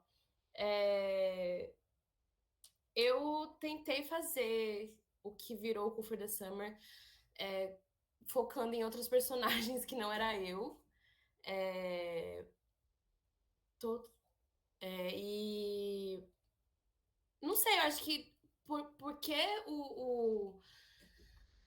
o período de isolamento me fez olhar muito para mim, eu acho que no final de contas tinha que ser assim. E talvez seja narcisismo, eu não tinha parado para pensar desse jeito. Mas depois que eu montei, eu fiz o filme. Eu fiz o filme bem artesanalmente hoje em dia, porque eu fiz os cortes dele todos na mão, assim, tipo, cortei no próprio celular e depois levei pro computador e eu queria brincar já com a ideia do story do Instagram, que também é um pouco, como se fosse, um pouco narcisista, talvez, uma ferramenta narcisista, mas ela também é uma ferramenta de diário, né? Eu gosto muito do tipo de recorte, do zoom, do super zoom. Acho que uma coisa que os filmes fazem é isso, né? É pegar essa ferramenta que é tão usada geralmente para esse narcisismo e dar um desvio, né? Eu acho que eu gosto muito. Eu só vi o filme de Vicky. Acho que eu vi o filme de Bárbara também, mas acho que ela tá em outro lugar, que não é, dessa. Vamos dizer que é a câmera frontal, a câmera do celular. E, enfim, eu tentei recriar muito esse sentimento de intimidade, mas que é uma intimidade rápida, uma coisa meio do Instagram, assim, né? Que você tá muito perto da pessoa, mas é muito rápido. Tem 30 segundos, acho que no story. Apesar de que o meu filme ficou bem mais dilatado depois. E aí, enfim, quando eu montei, eu sabia mais ou menos o que eu queria que entrasse, mas não fui eu que montei, não fui eu que coloquei, tipo, meio que só falei, o meu amigo Rafa veio aqui em casa, e aí eu falava, coloca esse aqui, tipo, meio que colando, foi um processo de colagem, assim. E aí, depois eu tinha o áudio, aquele áudio que eu mandei para meu amigo Fábio Leal, bem no começo da pandemia, e falei, joga agora em cima. E aí, tanto que eu não sabia o quão longo era o áudio, tipo, eu levei um susto, na minha cabeça o áudio tinha 1 minuto. E aí, eu fui ver que ele tinha 5 no dia de montar. E aí eu fiquei meio desesperada, falei, meu Deus, eu acho que eu tenho poucas imagens, mas na verdade depois ainda tive que cortar algumas. Enfim, eu falei, joga aí. E aí, o que eu e Rafa, a gente ficou muito passados assim na hora, foi como ele foi realmente um recorte daquele ano, assim, mas de uma maneira inesperada, assim, porque o meu pai tinha acabado de falecer, e aí depois o filme tomou outros sentidos, assim, quando eu vi ele pronto, porque instintivamente o final do filme ele caminha eu falo de morte, falo de, enfim, do pós-morte mais especificamente, e aí começa a aparecer imagens dele, assim, mas foi muito instintivo, não foi uma coisa que eu planejei, não tinha um roteiro, enfim, e aí eu não penso nele como um processo terapêutico, mas talvez um retrato terapêutico, assim, foi muito um autorretrato mesmo, apesar de que eu acho que eu saio um pouco, não uso tantas imagens de mim, apesar de que eu uso bastante, mas ele foi, não sei, eu consegui fazer essa transfusão, assim, e se é narcisista, ótimo. É sobre isso, tá tudo bem também. Bárbara, queria comentar algo sobre isso, sobre essa coisa? Sim, eu posso falar.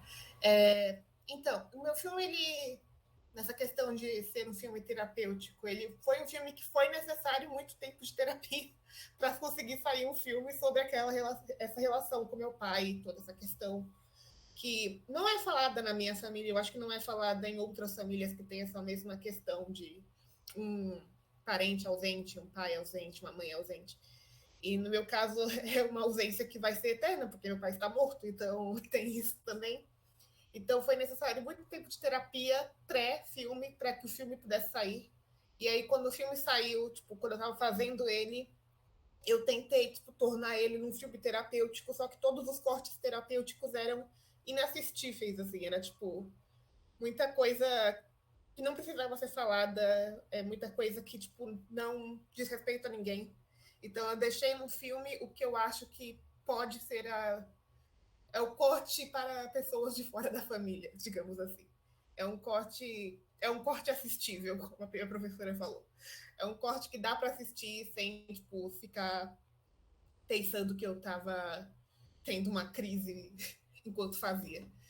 E sobre narcisismo, eu acho que, assim, a gente, como a Vicky falou, a gente não tinha filmes sobre minorias, até que as minorias começaram a fazer os filmes sobre si mesmas. Então, tipo, eu não vejo isso como um narcisismo, eu vejo isso como, olha para mim, eu tô aqui também, você não é a única pessoa que existe. E para mim é isso, assim, o fato do meu filme já ser sobre meu pai, que a única imagem que eu tenho ele é uma imagem institucional de um RG, já mostra que não é uma questão de narcisismo. Eu tenho uma foto do meu pai. E, e eu consegui fazer um filme, extrair um filme a partir disso e dessa ausência. Para mim não é narcisismo, para mim é só, tipo, existem outras histórias, a gente também tá aqui. E é isso. Chique. Obrigado, Bárbara. Pipo, Olá. queres lançar algo aí? Eu queria fazer uma pergunta. É direcionada para, sobretudo, Carol, Júlia e Rena, mas todo mundo que estiver interessado também. Enfim, que tava as imagens desses 3 filmes em específico, né? Elas são, enfim, tem uma ideia ampla de paisagem, né? De estar presente num espaço, de retomar um espaço, enfim, de pensar aquele espaço. E como eu tenho muito interesse em processo, eu queria saber de vocês 3 o que veio primeiro, qual é o desejo que veio primeiro. Era um roteiro que queria ocupar esses lugares? Ou foi a falta, no caso da pandemia, de estar ocupando esses espaços que fez pensar de novo nesses lugares? Ou a cidade, ou enfim, o Vale do Catimbau? E, enfim, é um pouco saber como surgiu a vontade de fazer, por exemplo, um doc sobre pessoas remontando as experiências de vida dela na cidade, ou um bando de travestis no interior. Enfim, é de onde vem, né? É o desejo de olhar para esses lugares, e no caso de Carol, da praia, né? O que é que vem primeiro, assim, nesse processo? Alguém quer começar? Júlia, tu pode começar. Posso. Eu acho, assim, pensando em retrospecto, acho que o que veio primeiro foi a vontade de estar nesses lugares que eu não estava mais. Mas eu não tinha um lugar específico, era só um sentimento de saudade de estar em lugares que eu não poderia mais ocupar e de outras pessoas também. Assim, o filme, eu acho que a primeira vez assim que eu vislumbrei ele foi numa conversa com um grande amigo meu, que a gente estava numa chamada de vídeo, e aí eu falei, aí a gente estava conversando, eu falei com ele, me mostra a sua rua, não sei o quê. Tenho pensado muito sobre lugares que eu não, enfim, não tô mais e tal. E, e aí ele começou a me mostrar a rua dele através do Google Street View, assim, e começou a contar uma história, enfim, sobre a infância dele lá e como sendo um homem gay e tal. E aí isso me deu um clique, assim. Eu acho que então veio muito desse lugar de não necessariamente um espaço específico que eu estava com saudade de estar ou queria recriar esse lugar, mas é uma curiosidade de voltar nesses lugares e descobrir novos lugares também, a partir dessa conversa que eu tive com o meu amigo Alisson. De descobrir esses lugares e através dessa plataforma que é muito ampla, assim, basicamente a cidade de São Paulo, não só a cidade de São Paulo, mas todo um universo congelado, um registro de vários anos. Então, existe o registro congelado de 2018 e tem o de 2017, de 2016, enfim. E todas essas imagens têm... desses lugares tem coisas muito interessantes de se observar, assim. É todo sei lá, um universo mesmo de lugares para se descobrir e que, sei lá. Então, eu acho que, respondendo a sua pergunta, surgiu realmente primeiro da vontade de estar nesses lugares antes de pensar a cidade em si, assim. Até porque eu não tinha um lugar específico. E também de descobrir novos lugares, como eu já falei, né? De descobrir novos lugares de outras pessoas que tinham uma existência LGBT e como isso se relacionava, né? Com os espaços, assim. Eu comecei... A pandemia me fez refletir muito. E aí eu comecei a lembrar onde que eu dei meu primeiro beijo, assim, em outra mulher. E eu lembro que foi no espaço público e eu lembro que foi na rua da maternidade onde eu nasci. E eu comecei a lembrar disso e quis investigar no Google Street View como que tá a rua hoje em dia. Então começou a vir dessa reflexão da pandemia, da gente não estar mais nos lugares e onde a gente já passou sendo um corpo LGBT, assim, como era isso? Eu acho que estar dentro de casa me deu muito essa inquietação, assim, de tentar lembrar, assim, enfim, de saber das outras pessoas. Então, acho que é isso. Chique. Tem uma coisa curiosa, né, no grosso de filmes feitos durante a pandemia, que muitos deles se prenderam num lugar de derrota, de alguma forma, assim. Eram sempre pessoas presas dentro de casa e não tinha nenhum pensamento propositivo para além disso, assim. Então, é interessante que os filmes pandêmicos, entre aspas, que a gente conseguiu, são filmes propositivos, né? Conseguiu selecionar. Eles não ficam só num lugar de derrota, assim, ou de perda, de maneira geral. Eu acho que só você fazer um filme nesse momento já é algo propositivo por si só, assim. De você estar nesse momento, assim, passando por tudo isso e criar um filme, independente se ele tem muito, enfim, sofrimento incluído ou não, ou, enfim. Eu acho que a iniciativa de fazer algo a partir disso já é, para mim, algo propositivo, assim. Eu fico pensando muito, né, antes de passar para as próximas falarem, que o filme da Júlia, ele aprofunda o mapa, né? Porque o mapa é uma coisa meio superficial, assim, tipo do Google Street View, que você só vê a rua e não sei o quê. E quando ela mostra as histórias que tem ali nessa igreja, nesse lugar, né? A gente vê que aquilo, na verdade, é muito mais, né?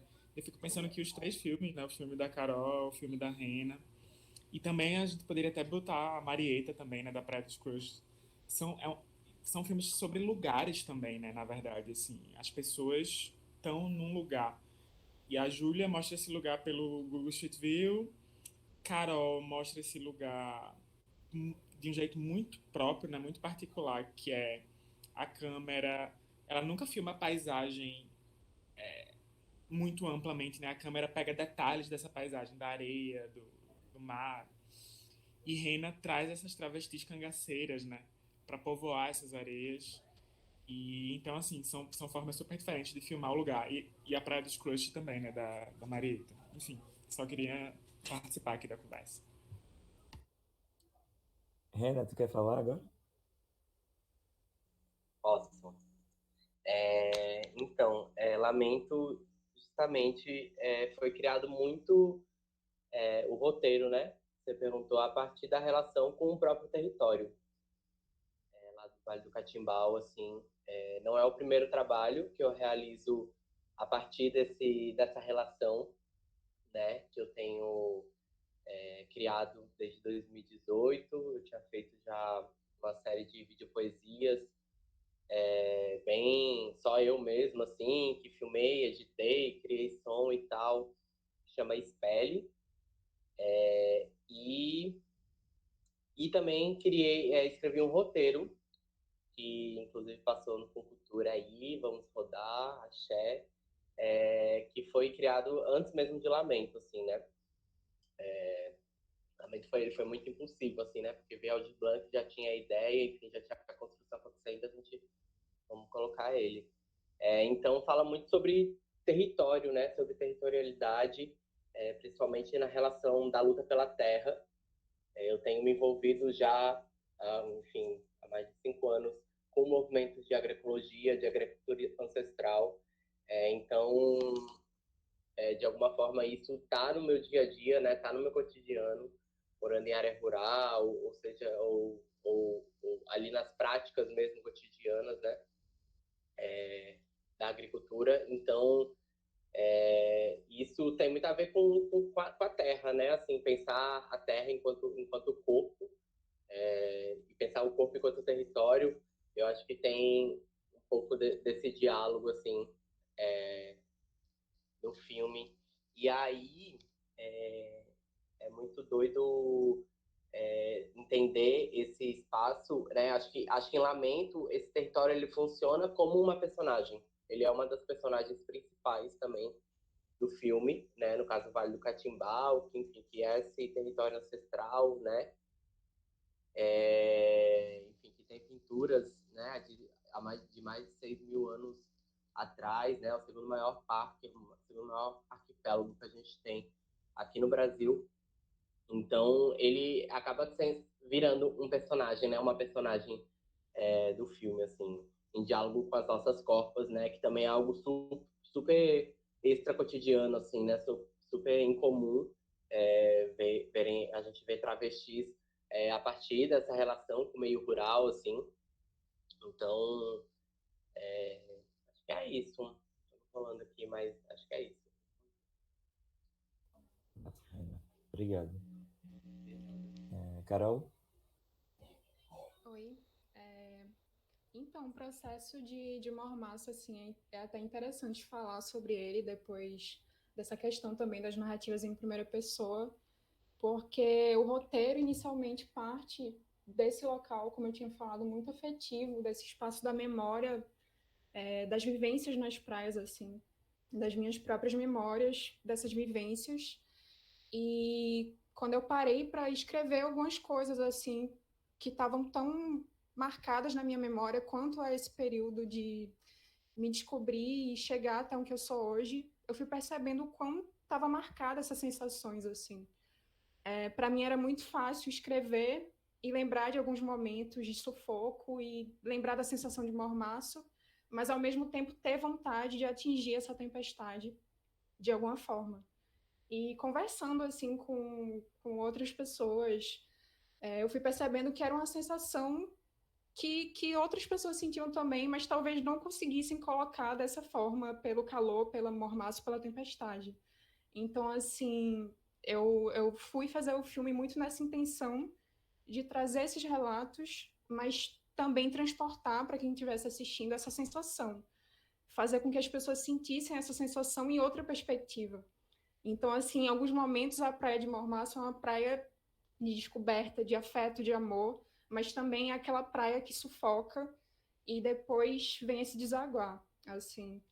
E quando eu falei do processo da reinvenção, foi até nesse sentido, que a gente pensava muito o encaixe desses corpos nesse cenário. Então, quando a gente se deparou com todo momento de filmagem, que realmente não dava para filmar esses corpos, foi realmente reinventar. Então, acabou que o som, todos os meios possíveis da gente trazer essa sensação para quem assistisse, eles foram muito, muito, muito preciosos nesse instante, assim. Então, o ponto principal do filme, com essa reinvenção, foi passar ainda mais essas sensações que dialogam com os relatos. Massa, Carol. Obrigado. Obrigada. André?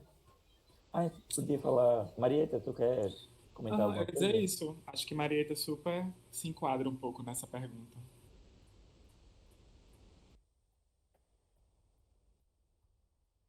Seu microfone está desligado. Sorry, desculpa. Além dessa memória afetiva, também existiu a questão das minhas vivências na praia, né? E o momento político, que foi o Ele Não, foi ali, foi na praia, no final todo mundo se encontrava. Era, assim, todas as classes, periferia, todo mundo, era tudo junto, misturado, né? E isso fez parte da criação do roteiro, da construção do roteiro. O que mais? Eu acabei não falando também do filme. Aproveitando, assim, a gente tava falando muito sobre essas formas diferentes de filmar o lugar, né? A Júlia pelo mapa, online, assim, a Carol muito perto, assim, né, dos elementos da praia. Inclusive, uma direção de fotografia impressionante, assim, o do Mormaço, é bem importante salientar isso. E você, Marieta, tem uma escolha muito interessante ali de encenação, né? As sapatões, tipo, as meninas estão lá na praia, nesse conjunto, e a câmera tá sempre mostrando a praia como um todo, né? A paisagem, assim. Ou seja, é um filme que quer o tempo todo mostrar esse grupo, esse conjunto naquele lugar, ao invés de investir na decupagem, né? Ao invés de investir nos planos próximos. Eu queria entender um pouco essa opção de filmar daquele jeito, que traz um resultado super interessante, né? Você fica... É um estranho que eu adorei, assim, ver aquela paisagem filmada daquele jeito. Eu não sei se tu se lembra, tem uma cena que é a do celular. É a história do agressor, né? Da homofobia, da lesbofobia. Sim, sim. Que ele chega nas meninas, porque a história é uma menina, uma personagem que está saindo de um relacionamento abusivo e encontra com outra amiga na praia. Então tem ali o plano aberto, né? E ela chega e começa a conversar do cotidiano mesmo. Ó, tô passando por isso. E aí a outra amiga é militante, já chama a outra amiga para uma reunião, uma conversa com outras manas. E aí elas falam sobre racismo, sobre feminismo, levantam algumas questões bem atuais. E o engraçado não, é que isso foi filmado em 2019. Isso foi antes de várias coisas, assim, da morte da Marielle, por exemplo, da eleição do Bolsonaro, né? Enfim. E aí, de repente, eu pego esse material em 2020 e vou rever esse material. Eu fico assim, meu Deus, isso está tão contemporâneo, está tão atual que nem parece que foi filmado, mas é porque levanta tantas questões não só de relacionamentos abusivos, não só do racismo, nem da LGBTfobia, mas como de resistir, né? E a questão, quando a menina encontra outra menina, quando ela tá lá trocando afeto com outra menina, aparece um cara, um cidadão de bem, e filma as duas lá e já vai partir para agressão, né? Agressão verbal. E aí chega outra mana, chega junto, ei, você que não devia estar aqui. E em momento nenhum ele aparece, é só a câmera do celular. Então o agressor, ele não... Eu fico pensando em algumas mulheres trans que morreram dessa forma, ou que foram agredidas até a morte. Morreram, enfim, infelizmente, né? Como foi o caso da Dandara, que os agressores não só filmaram, como compartilharam essa filmagem. E aí eu fiquei pensando nisso, na montagem, né, do filme. E aí, nesse momento, existe uma quebra, não é mais só a praia, mas o que aconteceu. E nessa época do Bolsonaro, isso daí ficou muito mais forte, essa agressão. Muitas amigas minhas sofreram lesbofobia, eu sofri lesbofobia nessa época. E o que deixa o filme que ele quebra um pouco com a ficção para ser algo mais real. né, mais realista. E no final eu também já jogo esse, eu posso dizer que é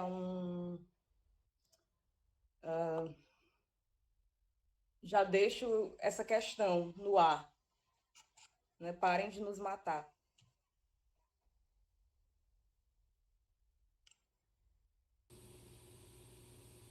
Sim, total. Não, e tu falando agora, eu acho que foi isso que eu senti um pouco vendo essas imagens, né? Porque é muito político você estar ali e mostrar esse lugar de uma maneira parada mesmo, assim, no sentido de que essa paisagem existe e a gente está aqui ocupando ela de alguma forma, né?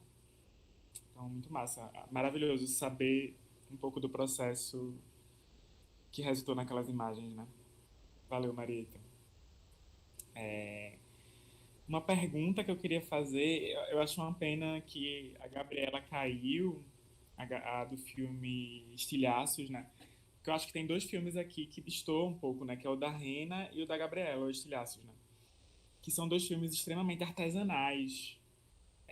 Ou seja, tem uma galera aqui da seção Deep Web, né? Que investiu muito nessa coisa mais das imagens digitais e tudo.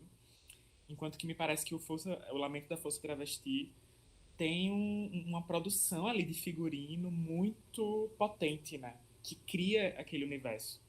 E no Estilhaços, né? A Gabriela não tá mais aqui, mas ela também, para criar os pesadelos da personagem, os pesadelos da menina, da protagonista lá, e para criar o coelho, minha gente, o coelho é tudo. Então tem uma direção de arte um processo muito artesanal. E vendo esses dois filmes, né? O filme da Rena e o Estilhaços, eu penso muito como às vezes a gente está falando das nossas histórias, pedem que a gente confeccione mesmo, a gente crie esse mundo novo, porque ele não está aqui aparentemente disponível para a gente filmar, só ligar o REC, mas a gente precisa criar, né? Criar, construir esse universo. Eu queria que Rena falasse um pouquinho, se ela quiser, sobre como foi o processo desse figurino, a elaboração desse figurino, o conceito que estava ali por trás, como foi fazer, enfim, porque eu acho que é algo muito icônico no Lamento da Força Travesti.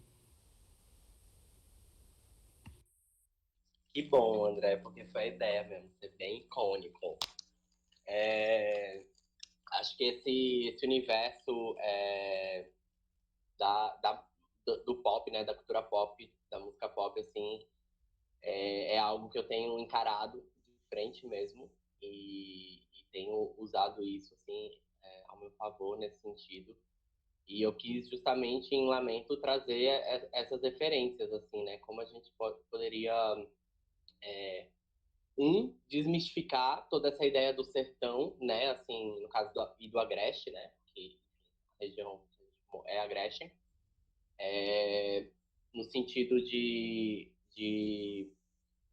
não trazer essa imagem, enfim, da pobreza, da miséria, né? Da seca, né? A gente filmou em época de chuva, então o sertão que aparece, né? Isso já voltando um pouco para a pergunta anterior, o sertão que aparece, né? Assim, a caatinga que aparece é uma caatinga muito verde, diferente do que a gente vê nos filmes enfim, da história do cinema, né? Brasileiro mesmo, que é algo presente que acontece anualmente, né? A seca é um período de estiagem que acontece a cada tantos anos, né? E muito, enfim, relacionado pelo clima e também relacionado pela própria indústria da seca, né? Enfim, enquanto imagem vendida, assim, dentro dos meios de comunicação, enfim. Então, essa coisa de desmistificar esse sertão traz muito a partir dessa coisa da direção de arte, né? Dos figurinos, dessas cangaceiras, dessas gladiadoras do sertão, que é o título desse figurino, que foi criado por Auricélia Siqueira, que é uma figurinista de teatro, de Arco Verde, trabalha com teatro de retalhos, que é um grupo que já existe há algum tempo em Arco Verde. Então, eu passei algumas ideias, né, para Auricélia, e ela, enfim, criou sob medida para cada uma das meninas, assim, aquele figurino, assim, que é algo também que pra gente, né, enquanto um corpo travesti é muito difícil, né, a gente ter roupas, né, vestimentas que se adequem ao nosso corpo, né, no sentido que não é um corpo de homem, também não é um corpo de mulher, então às vezes as roupas femininas ficam muito apertadas, né? Porque a gente tem um ombro mais largo, enfim. Então foi um trabalho muito delicado, né? Assim, de ter, enfim, esse olhar de Auricelio, assim. Então eu deixei ela super aberta, assim, né? Para criar também, assim, esse direcionamento dela criar essas figuras que se remete muito aos bandos, né? Do cangaço, assim. Foi uma leitura dela, assim, em que eu comprei também, assim. E aí a gente também teve a direção de arte de Bianca Feitosa, de Arco Verde, com assistência de Iago Brito e Gustavo Cabral, também de Arco Verde, que, enfim, que compõem os outros a direção de arte em si, assim, né? E a gente teve também o stylist de Vinha Mara e Zarina Monteiro, que são duas travestis do Agreste, de Garanhuns, também fazem essa configuração, né, da visualidade, assim, das vestimentas. Então, acho que foi algo bem pensado, assim, né? Não foi, assim, feito qualquer coisa nesse sentido. Embora algumas coisas foram feitas muito no improviso, né? Como a cena cônica em que eu tô com arame farpado e tô com a coroa de frade ali. A gente tinha essa ideia, né, do arame, da coroa de frade, mas a composição em si, ela veio muito do momento, assim, né? Foram 3 dias de set, então, tipo, agora a gente tem que fazer essa cena. O que a gente tem aqui de elementos, né? E aí foi muito importante a direção de objetos de Fausto Paiva, né? Então, todos aqueles objetos e cenografia que aparecem, né? É da vivência de Fausto, que é, enfim, da onde a gente filmou no Ecocídio Catimbau. Então, quando eu falei, né, da coisa colaborativa, assim, né, então são muitas pessoas, né, responsáveis por essa ideia, assim, né, eu junto com o Thiago, a gente criou o roteiro, mas foi a partir, né, dessa relação e desse jogar essa ideia para essa galera que a coisa se aconteceu mesmo, né, enfim, acredito que valeu muito a pena, né? Assim, eu acho que esse desapego, né? Porque a gente, às vezes, enquanto diretora, enquanto realizadora, fica muito apegada na ideia, né? Assim, e eu venho de teatro de grupo, que é tudo muito coletivo, assim, né? Então, isso acho que faz parte da minha formação e foi algo que às vezes, no cinema ainda é um pouco estranho, assim, né? Mas foi mesmo muito espontâneo nesse sentido. Que massa. Ficou meio que um luxo o resultado. Parabéns. Gente, então, a gente está chegando ao final do nosso debate aqui, da nossa conversa, desse bate-papo. Então, eu queria, enfim, perguntar se mais alguém tem alguma coisa a dizer, mais algum comentário. Da minha parte, eu quero dizer que eu estou muito animado com esse festival, vai ser muito massa. Espero, enfim, que todo mundo aproveite esses filmes, porque a gente pensou com muito carinho mesmo o diálogo que eles têm em cada sessão, entre uma sessão e outra, a ordem delas por dia, assim. Então, espero que esse carinho que a gente empregou muito nesse processo de escolha, de curadoria, chegue até vocês, até o público que está assistindo e que vai descobrir esses filmes. E quem puder fazer isso fisicamente, eu acho que vai ser muito incrível, né? No Teatro do Parque, que é um lugar que já foi falado aqui, é muito especial. Aí, então, desejo a todos um festival incrível. Não sei se Felipe quer falar algo, se mais alguém aqui quer falar alguma despedida, mais alguma coisa. Pipo. Eu só queria reiterar isso mesmo. Foi um processo, assim, divertido e instigante, como já há algum tempo eu não tinha. Enfim, os filmes falaram por si só. Espero ver alguns, todos, ao vivo. Então, gente, obrigado mais uma vez. Obrigado pela disponibilidade de estar aqui trocando essa ideia sobre os filmes de vocês. E podem ter certeza que eles vão ser muito bem cuidados aqui nesse festival. Não sei se Carlinha quer fazer uma despedida aí. Tá desligado. Só agradecer a vocês todos maravilhosos e dizer que a gente estar muito feliz de poder encontrá-las também pessoalmente amanhã. Quem vem, né? Quem não vem, a gente depois vai ficar em contato, né? Divulguem os filmes também na nossa plataforma, né? Que vai ser o recifest.com.br/recifestplay. É isso, tem aí também Maurinho, Rosinha, todo mundo que quer dar um alô, convidar vocês para se juntarem Carlinha, na festa. é importante, uma informação importante que é bom a gente deixar para todos que estão aqui acompanhando a gente, né? Agradecer, né? E dizer que as portas do Teatro Parque estão abertas para todos e que todos, quando forem tirar o ingresso, apresentem a carteirinha de vacinação, né? E que levem quando tiver na exibição do filme, porque vai ser pedido a carteirinha para poder entrar para assistir os filmes, né? A gente ainda continua nesse processo pandêmico, a pandemia ainda não acabou, então a gente vai se confraternizar, mas de uma maneira consciente, né? Respeitando os espaços, o que a OMS deixou de protocolo para a gente, né? É muito importante a gente frisar essa questão do distanciamento, da carteira de vacinação, do álcool, da máscara. E vamos que vamos, gente. Amanhã à noite vai ser lindo. Agradeço a todos que estiveram com a gente aqui hoje, né? Importante agradecer também ao incentivo da Fundarp, do Fucultura, do Governo do Estado de Pernambuco, do SIC Recife, né? Que sem essa galera aí a gente não estaria aqui hoje, né?